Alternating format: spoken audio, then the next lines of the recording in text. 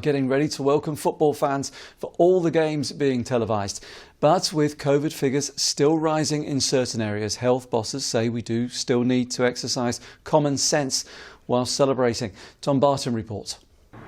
At Dougie's Tavern in Hebburn on South Tyneside, they're not making any secret of their excitement about Euro 2021. Where we like following football, but we love following our country.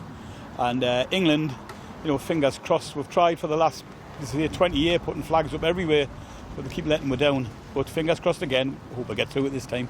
With hundreds of flags decked out around the marquee in the pub, they've got all 24 nations represented.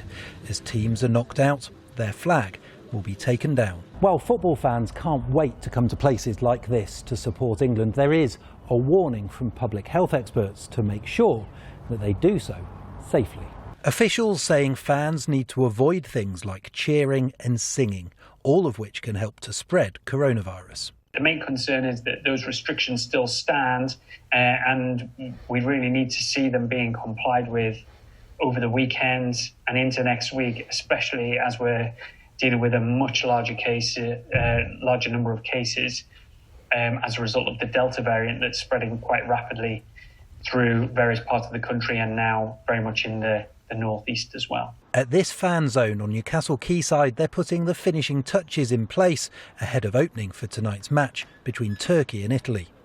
But they recognise it will be a challenge to stop supporters from getting overexcited. Health experts say, chanting, singing, things like that, cheering even, are best avoided. Are you going to be able to stop people from doing that? We're going to obviously try and maintain it the best we can. We will have security all on site. As people are coming in, we will ask them, to be as quiet as they can, really.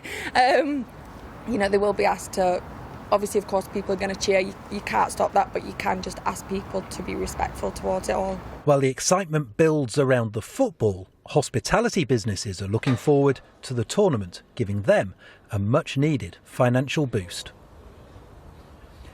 And those businesses here in Newcastle and around the region could not need this boost more. The pandemic has really hit that part of the economy harder perhaps than any other, with businesses forced to either close or operate under tough restrictions for most of the past 16 months. And so for bars, pubs and other businesses right now, they could not need this tournament anymore.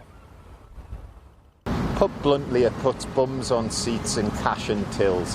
It welcomes people in more frequently, they stay longer, and that's good for the businesses, but it's great for the city.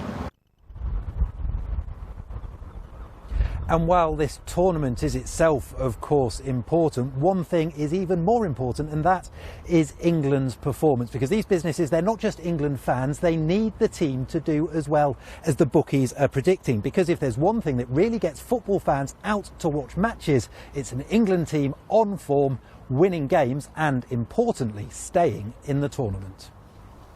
Tom, let's hope they do. Thank you very much indeed, Tom Barton, there for us. And we will, of course, have more on the Euros, much more, later in the programme.